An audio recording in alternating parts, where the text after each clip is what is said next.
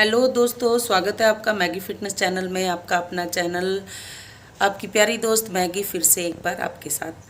तो दोस्तों, मैं आज आपको एक कथा सुनाने वाली हूँ। और उससे पहले नवरात्रों की आप सभी को बहुत बहुत बधाई हो। नवरात्रे शुरू हो चुके हैं, तो आज पहला नराता है। तो मैं आज आपको जो पहले नराते में जिन माता की पूजा की जाती है वो है शैलपुत्री, और उनकी ही कथा मैं आज आपको कहने वाली हूँ। तो जो जो भी मेरे दोस्त मेरे साथ मेरी कथा सुनने चाहते हैं, और वो मेरे चैनल को लाइक, शेयर और सब्सक्राइब ज़रूर कीजिएगा, और अगर आपको अच्छी लगे तो। और जय माता की दोस्तों। और मैं आपको माता रानी के दर्शन करवाती हूँ, क्यों हमारे घर में सांझी माता जी आई हुई हैं। मुझे ये नहीं पता आप में से कितने लोग मतलब इस तरह की पूजा करते हैं। हमारे यहाँ पर सांझी माता जी की पूजा की जाती है नवरात्रों में, जो कि उनको अपने घर लाया जाता है। जैसे कि हम गणपति जी को अपने घर पे लेके आए थे, और इसी तरह से हम सांझी माता जी को भी अपने घर पे लेकर आए हैं। और जौ भी बीजते हैं, और कलश की भी स्थापना की हुई है हमने। और माता रानी जो हमारे घर में आई हैं, और उनका मैं तहे दिल से स्वागत कर रही हूँ। और आशा करती हूँ कि माता रानी अपना आशीर्वाद हमेशा मेरे सिर पर इसी तरह से बनाए रखेंगी, जिस तरह से उन्होंने आज तक मुझे हर दुख तकलीफ़ से बचाया है और हमेशा मेरा साथ दिया। तो मैं यही आशा है मेरी कि हमेशा वो अपना आशीर्वाद मेरे सिर पे बनाए रखें, अपने भक्तों पर बनाए रखें, आप सभी पर अपना आशीर्वाद बनाए रखें। तो मैं आपको माता रानी के दर्शन करवाती हूँ कि किस रूप में माँ दुर्गा हमारे साथ हैं, हम आई हुई हैं। देखिए, तो ये सांझी माता जी हैं जो कि हमारे घर में इस तरह से सांझी माता जी को लाया जाता है। और ये आप देख सकते हो, तो ये जो भी हमने रखे हुए हैं, तो ये मैंने अभी हटा दिया है। इनके ऊपर पत्ते वगैरह रखे जाते हैं, तो जिससे कि ये थोड़ा जल्दी वो हो जाते हैं, क्योंकि 8-9 दिन के अंदर जो कम से कम इतने ऊंचे होने चाहिए। और तो जितने ज़्यादा अच्छे ये होते हैं, उतने ही अच्छी बरकत माँ हमारे घर में लाती हैं। और ये कलश की स्थापना की हुई है, ये सांझी माता जी हैं।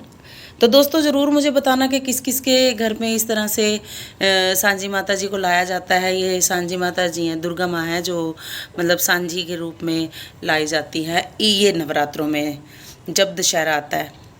तो इसी तरह से हमने माँ सांझी माता जी को विराजमान किया हुआ है अपने घर पे।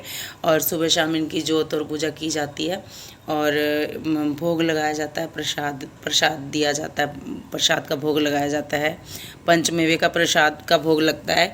वैसे आप जो भी आप भोग लगाना चाहे वो आप लगा सकते हो, कोई वो नहीं है। बाकी हाँ, प्याज और लहसुन बिल्कुल हमारे घर पे बंद है। दोस्तों, प्याज और लहसुन हमारे घर पे बिल्कुल बंद हो चुके हैं, वो हम बिल्कुल नहीं खा रहे हैं। और नॉनवेज का तो मतलब ही नहीं होता, नाम भी नहीं लेते हम लोग। और इस टाइम पे हमारे सांझी माता जी हमें दर्शन देने के लिए आई हैं। तो आज पहला नराता है, तो मैं उसमें आपको माँ शैलपुत्री जी की कथा मैं आपको सुनाने वाली हूँ। तो उससे पहले हमें प्यार से मिलकर जयकारा ज़रूर लगाना चाहिए। बोलो माँ शैलपुत्री की जय। तो इस तरह से हमें एक जयकारा हमने माता रानी का लगाया, और मैं आपको कथा सुनाने वाली हूँ। तो वो अगर आपको अच्छी लगे तो मेरे चैनल को लाइक, शेयर और सब्सक्राइब ज़रूर कीजिएगा।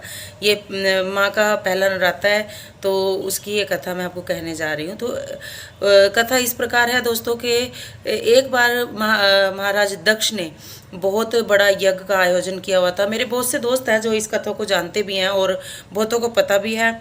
तो जिन्हें पता है वो मुझे कमेंट करके ज़रूर बताइएगा कि मैंने सही कहा या गलत। इतनी ज़्यादा बड़ी ज्ञानी तो मैं हूँ नहीं, लेकिन हाँ, जितना मुझे पता है, जितना मुझे थोड़ा बहुत जो ज्ञान है, मैं वो आप लोगों के साथ बांटना चाहती हूँ। तो वो ये है कि एक बार दक्ष महाराज ने बहुत बड़ा एक यज्ञ का आयोजन किया, और उसके बारे में उन्होंने शिव जी को और सती माता जी को बिल्कुल भी नहीं बताया कि मैं कोई यज्ञ कर रहा हूँ। लेकिन सती माता को ये जब पता लगा कि मेरे पिता के यहाँ इतना बड़ा एक यज्ञ का आयोजन हो रहा है, और वहाँ इतना बड़ा यज्ञ हो रहा है, तो उसको इस बात का बहुत वो हुआ। लेकिन एक बेटी होने के नाते उनको ऐसा लगा कि मुझे ना कि मेरे पिता के घर इतना बड़ा प्रोग्राम है तो मुझे जाना चाहिए। तो उसने ये सोच के भगवान भोलेनाथ जी से कहा कि प्रभु मुझे ना मेरे पिताजी के यहाँ जाना है और वहाँ पर बहुत बड़ा यज्ञ हो रहा है। तो उन्होंने कहा, भोलेनाथ जी ने कहा कि आप मेरी अर्धांगिनी हो और मैं आपको ये चाहता हूँ कि आपके पिताजी ने आपको बुलाया नहीं और बिना बुलाए नहीं जाना चाहिए। तो इस भोलेनाथ जी ने सती माता जी से यही कहा कि आपको वहाँ नहीं जाना चाहिए। लेकिन सती माता जी इस बात से इनकार करती हैं कि वो ये कहते हैं कि नहीं, मेरे पिताजी के यहाँ इतना बड़ा यज्ञ हो रहा है और मुझे ज़रूर जाना है। तो भोलेनाथ जी बोलते हैं कि ठीक है, कोई बात नहीं, मैं तो तुम्हारी ज़िद के आगे, क्योंकि पत्नी के आगे तो किसी की भी नहीं चली, भगवान जी की भी नहीं चली। तो इसीलिए वो कहते हैं कि ठीक है, तुम जा सकती हो लेकिन अपना ध्यान रखना।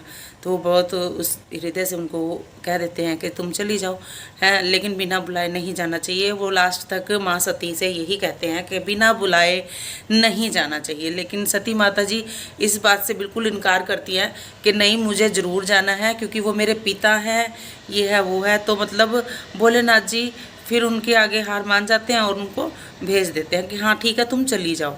जब वो वहाँ चली जाती हैं तो वहाँ वो देखती है कि इतने उनके रिश्तेदार, बहुत सारे देवी देवता, बहुत सारे वो सब कुछ वहाँ इकट्ठे हुए होते हैं, लेकिन उनका कोई मतलब सम्मान नहीं होता वहाँ पर, क्योंकि वो अकेली गई हैं, अपने पति के साथ नहीं गई। तो जब उनका कोई सम्मान नहीं होता और उनके जो पिता होते हैं वो उनके पति का यानी भोलेनाथ जी का बहुत अपमान करते हैं और उनको यज्ञ का भाग देने से भी मना कर देते हैं कि जो यज्ञ का जो भाग्य होगा वो भोलेनाथ जी को नहीं दिया जाएगा। तो पता नहीं वो किस कारण से उनसे नाराज़ होते हैं, शायद इतनी डीपली तो मुझे भी नहीं पता है। बाकी मैं हाँ, जो मुझे पता है वो मैं आपसे बांट रही हूँ। तो वो किसी बात से उनसे नाराज़ होते हैं, तो वो यज्ञ का भाग भी माँ भोलेनाथ जी को नहीं देते। तो इस बात पे माँ सती बहुत ज़्यादा गुस्सा हो जाती हैं और जब दक्ष जी शिवजी जी का बहुत ज़्यादा अपमान करते हैं तो वो सती माता से बर्दाश्त नहीं होता। तो वो इतनी ज़्यादा क्रोधित हो जाती हैं कि योग अग्नि से अपने आप को अग्नि के सुपुर्द कर देती हैं, योग अग्नि में भस्म हो जाती हैं। तो ये बात सुनते ही भोलेनाथ जी को बहुत ज़्यादा क्रोध आता है, जब उन्हें पता लगता है कि मेरी पत्नी योग अग्नि से भस्म हो गई सिर्फ दक्ष की वजह से। तो फिर वो इतने ज़्यादा क्रोधित हो जाते हैं तो वो अपने गणों को भेजते हैं, अपने गणों को भेज देते हैं। वो पूरे यज्ञ का विध्वंस कर देते हैं बहुत बुरी तरह से वहाँ पे, और दक्ष जी का भी मतलब गला वला काट देते हैं। लेकिन बाद में क्रोध शांत होने के बाद की तो बात अलग है, लेकिन उस टाइम ऐसा हो जाता है। तो फिर उसके बाद मतलब विष्णु जी तीर चला के उसके मतलब जब वो उसको ले के घूमते रहते हैं, मतलब सती माता जी के शव को जो योग अग्नि से भस्म हो रहती है तो विष्णु जी तीर चलाते हैं और उस को जो है मतलब उसका वो टुकड़े टुकड़े कर देते हैं। तो इस तरह से सती माता जी मतलब अपने को आपको योग अग्नि के स्फूर्त कर देती हैं। लेकिन जब उनका जो दूसरा जन्म होता है, वो जो दूसरा जन्म है वो शैलराज हिमालय के घर जन्म होता है। शैल के राजा थे हिमालय, तो उनके घर जब उनका जन्म होता है पार्वती जी के रूप में, तो वो शैलपुत्री कहलाती हैं। जो वो उनका जन्म हुआ था तो वो शैलपुत्री कहलाती हैं।